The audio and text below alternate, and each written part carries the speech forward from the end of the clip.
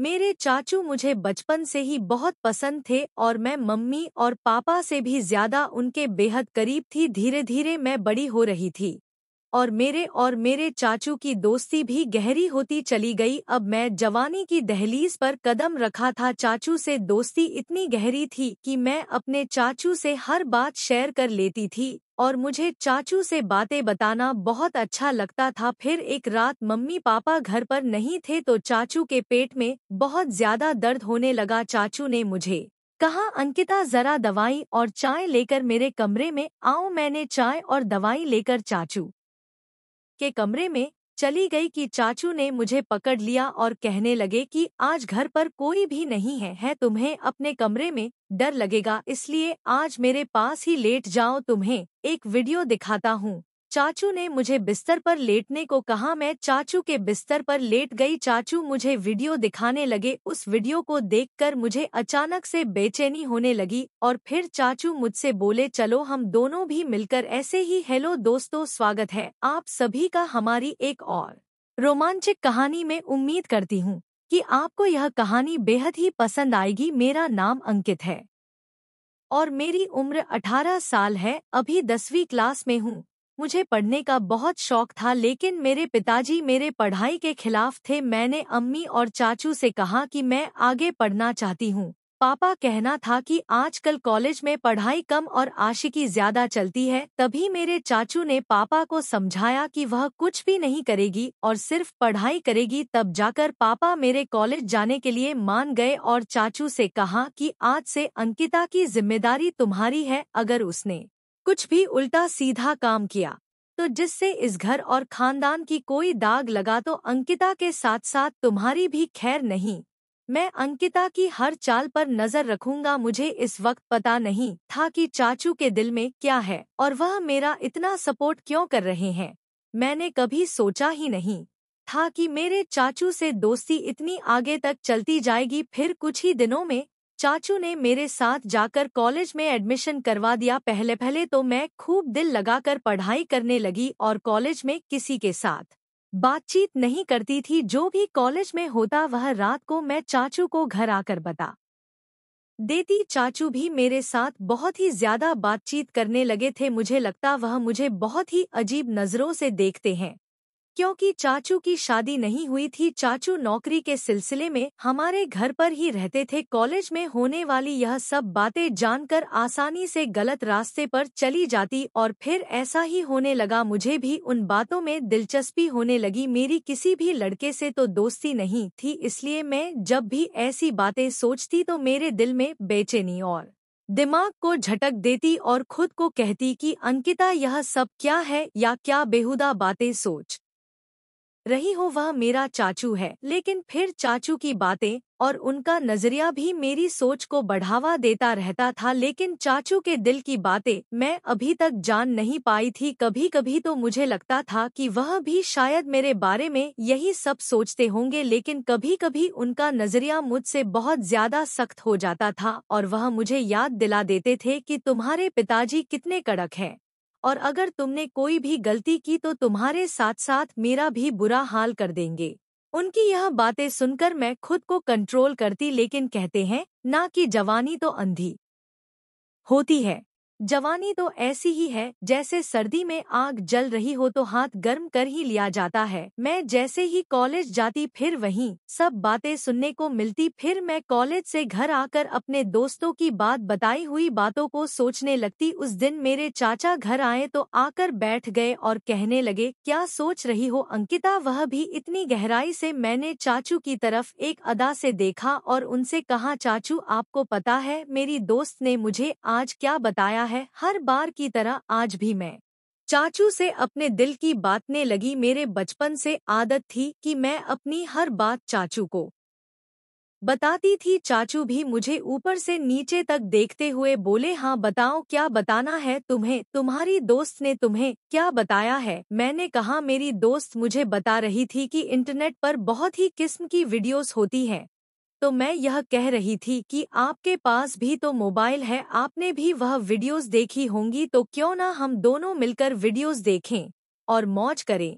वह फटी फटी आंखों से मेरी तरफ देखने लगे। मुझे लगा जैसे वह मुझे अच्छी तरह से डांट लगाएंगे, लेकिन फिर अचानक ही उन्होंने मुझे बड़े गौर से देखा और फिर वह मुस्कुरा पड़े और मुझ अलग अंदाज में कहने लगे, देखो अंकिता, ऐसी बातें अपने पापा के सामने मत करना, वरना तुम्हारा बाप तुम्हारा तो बुरा हाल करेगा ही, मगर साथ में मुझे भी घर से निकाल देगा, क्योंकि मैंने तुम्हारी जिम्मेदारी ली हुई है। बाकी रही वीडियो देखने की बात, तो तुम रात के वक्त मेरे कमरे में आ जाना, मैं तुम्हें हर किस्म की वीडियो दिखा दूंगा। चाचू की आंखों में एक चमकीली सी शरारत थी। इसके बाद चाचू अपने कमरे में चले गए और मैं पढ़ाई करने लगी और आने वाले समय के बारे में सोचने लगी। अब मेरा दिल पढ़ाई में नहीं लग रहा था और बस रात को क्या होगा यही सोचने लगी। और चाचू मुझसे कहते थे कि सबसे पहले तुम्हारी पढ़ाई और बाद में मौज मस्ती। उनका कहना था कि अगर तुम पढ़ाई में अच्छी रहोगी तो तुम्हारे पापा भी समझेंगे। उनकी यह बात मुझे भी बहुत अच्छी लगती थी, इसलिए मैंने अपने दिल से सारी बातें निकाली और मन लगाकर पढ़ाई करती रही। उस दिन जल्दी जल्दी सारा काम खत्म कर दिया। जैसे जैसे रात करीब आ रही थी, मेरे दिल में भी हलचल हो रही थी। रात को आराम से मैं चाचू के कमरे में चली गई। मैं जब कमरे में गई तो चाचू मैगजीन देख रहे थे। मुझे देखते ही वह मुस्कुराने लगे और उन्होंने वह मैगजीन छुपा दी। सर्दियों का मौसम चल रहा था और सर्दी बढ़ती जा रही थी। आज रात तो सर्दी बहुत ज्यादा थी, इसलिए मैं जाते ही चाचू के बिस्तर में घुस गई। घुसकर चाचू के पास चिपक कर बैठ गई और उनसे कहा, अब मुझे जल्दी से वह वीडियो दिखा दो, नहीं तो पापा के आने का टाइम हो जाएगा। चाचू मुझे वीडियो दिखाने लगे। वीडियो देखते ही मेरे अंदर से मुझे बहुत बदलाव महसूस होने लगे, लेकिन इत्तेफाक से हमने अभी थोड़ी वीडियो ही देखी थी कि पापा हमारे कमरे में आ गए। अब पापा आते ही मुझसे कहने लगे, इतनी रात के वक्त चाचू के कमरे में क्या कर रही हो, चलो अपने कमरे में चली जाओ। मैं सब कुछ भूल गई और जल्दी से अपने कमरे में आ गई। मैंने सोचा जैसे ही पापा चाचू के कमरे से निकलकर अपने कमरे में जाएंगे तो फिर मैं चाचू के कमरे में चली जाऊंगी, लेकिन इस रात पापा को चाचू से शायद कोई जरूरी काम था, इसलिए पापा काफी टाइम तक उनके कमरे में ही बैठे रहे और मैं इंतजार करते करते पता ही नहीं चला कि कब नींद आ गई। दूसरे दिन कॉलेज से लौटने के बाद मैं बेसब्री से रात का इंतजार करने लगी, क्योंकि मैंने कुछ वीडियो जो देख ली थी, जैसे तैसे करके मैं खुद पर काबू करने लगी। और जब टाइम हुआ तो चाचू के कमरे में वीडियो देखने के लिए चली गई। मगर यह क्या, चाचू ने कहा, तुम थोड़ी देर के बाद मेरे कमरे में आ जाना, मैं तुमको वीडियो दिखा दूंगा। मैं तो सुबह से ही वीडियो देखने के लिए बेताब हो रही थी। चाचू पर थोड़ा सा गुस्सा करके बैठ गई। तभी मेरे फोन पर किसी नए नंबर से मैसेज आया। उसकी भेजी हुई तस्वीर देखकर मेरी आंखें फटी की फटी रह गई। मैं अभी तक तस्वीर को देख ही रही थी कि उस आदमी का मैसेज आने लगे। वह काफी रोमांटिक अंदाज में चैट कर रहा था। मैं तो पहले ही बेताब थी, तो मैं भी उसी अंदाज में जवाब देने लगी। फिर मुझे ख्याल आया कि यह बात मुझे चाचू को बतानी चाहिए। मैं फौरन ही चाचू के कमरे में आई, लेकिन उनके कमरे का दरवाजा बंद था। तब मैं अपने कमरे में वापस आ गई और उस अनजान लड़के से वैसे ही बातें करने लगी। मैं मोबाइल पर उस वक्त मैसेज पर बात ही कर रही थी जब मैंने उससे कहा कि मैं तुमको देखना चाहती हूँ और उसको वीडियो कॉल पर बात करने को कहा, लेकिन उस लड़के ने ही मना कर दिया। बाहर निकली तो देखा चाचू के हाथ में मोबाइल था। मुझे हैरत हुई कि वह रात के इस वक्त छत पर क्यों जा रहे हैं। रात के 1 बज रहे थे, लेकिन मेरे दिमाग में यह शक था हो गया था कि कहीं चाचू ही तो मुझे नए नंबर से तो नहीं कर रहे हैं। खैर, मैं यही बातें सोचते सोचते पता नहीं कब नींद की वादियों में खो गई और एक सपना देखा जिसमें चाचू मेरे साथ थे और बोल रहे थे किसी काम को करने के लिए। तभी मेरी आंखें खुल गई। सुबह सुबह मैंने देखा कि चाचू का मुंड बहुत अच्छा था। वह मेरे साथ बहुत ही हंस कर बातें कर रहे थे। इससे पहले मैं अपने कॉलेज पैदल जाया करती थी, लेकिन उस दिन चाचू ने कहा, आज मैं तुम्हें अपनी बाइक पर कॉलेज के लिए लेकर जाऊंगा। जैसे ही कॉलेज खत्म हुआ और गेट से बाहर निकली तो चाचू मेरा पहले से ही इंतजार कर रहे थे। चाचू ने रास्ते में मेरी उदासी की वजह पूछी तो मैंने बताया कि मेरी सहेली बीमार हो गई है और मेरा मन बहुत ज्यादा चिंतित है। तो चाचू ने कहा चलो तुम्हारा मूड ठीक करता हूँ।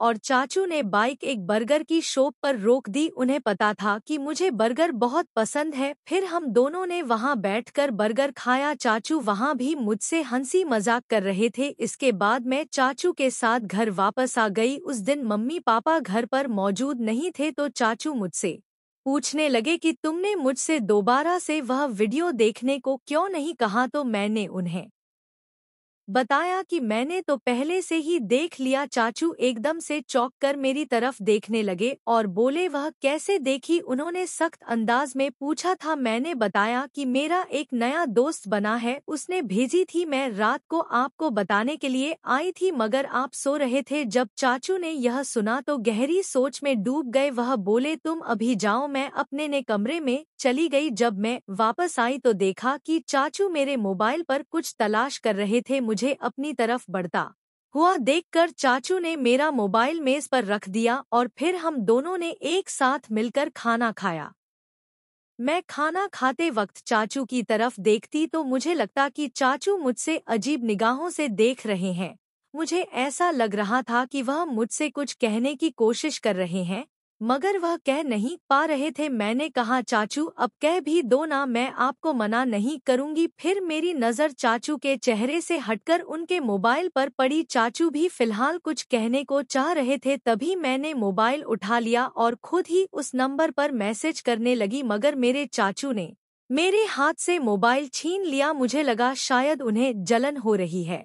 तभी चाचू ने कहा अंकिता, खाना खाते समय मोबाइल इस्तेमाल करना बिल्कुल भी अच्छी बात नहीं है, इसीलिए मोबाइल मुझे दे दो। उन्होंने यह कहते हुए मेरा मोबाइल अपने पास ही रख लिया। मैंने जल्दी जल्दी से खाना खत्म किया और चाचू से कहा अब तो मेरा मोबाइल मुझे वापस कर दो। ऐसा करो तुम मेरे कमरे में आ जाओ। मैं तो खुश हो गई कि शायद जलन में आकर आज चाचू मेरी ख्वाहिश को पूरा जरूर करेंगे। मैंने ऐसा ही किया था। रात के 12 बज रहे थे जब मैं चाचू के कमरे में आई और उनसे कहने लगी अब तुम मुझे मेरा मोबाइल दे दो, मुझे उस दोस्त से बात करनी है। चाचू ने कहा मेरे पेट में बहुत ज्यादा दर्द हो रहा है, जाओ पहले मेरे लिए एक अच्छी सी चाय बनाकर और दवाई लेकर आओ। कुछ देर बाद मैं चाय और उनकी दवाई लेकर कमरे में आई। तभी चाचू ने मुझे बाजू से पकड़ लिया और बोले आज रात तुम मेरे कमरे में ही रुक जाओ। मैं खामोश निगाहों से उनकी तरफ देखने लगी क्योंकि आज रात मुझे उस लड़के से वीडियो कॉल पर बात करनी थी। मैंने ही जानबूझकर चाचू को वापस जाने के लिए यह बात कह दी कि मैं अपने कमरे में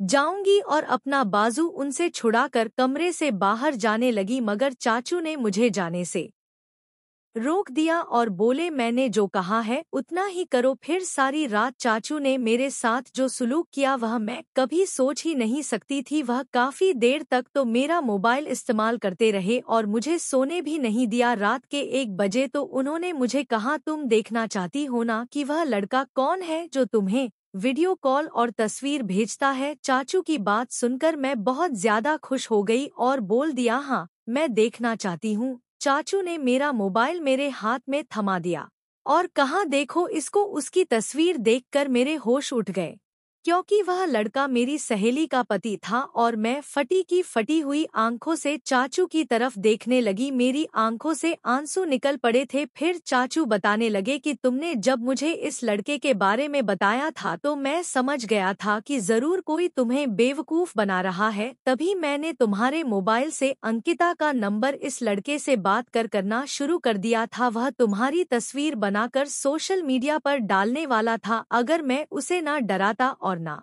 धमका देता तो तुम बर्बाद हो जाती। तुम्हारे पापा तुम्हारी और मेरी हालत करते। वह अलग अंकिता बेटी, तुम्हारी यह उम्र कुछ अच्छा सीखने की है। ऐसी बुराई वाली बातों से, उन कामों से खुद को बचा कर रखो। तुमसे दोस्ती बढ़ाई। अगर उस वक्त मैं तुमको शक्ति में समझाने की कोशिश करता तो शायद तुम समझने के लिए बजाय नाराज हो जाती। फिर तुम मुझसे बातें शेयर ना करती और मुझसे दूर होकर दूसरे लोगों से जाल में फंस जाती। चाचू की बात सुनकर मैं फूट फूट कर रोने लगी। उन्होंने मुझे दिलासा देकर खामोश करवाया और समझाया स्कूल या कॉलेज में किसी भी तरह की कोई भी हरकत की जाए तो अपने माँ बाप के साथ शेयर कीजिए ताकि अपने माँ बाप की एज जत नीलम होने से बचा सके। सही और गलत में बच्चों को फर्क सिखाया जाए, उनके हर कदम पर नजर रखी जाए ताकि अंकिता की तरह उनकी और उनके घर वालों की इज्जत पर किसी प्रकार का दाग न लगे। तो दोस्तों, आपकी क्या राय है इस कहानी पर, हमें कमेंट में जरूर बताएं।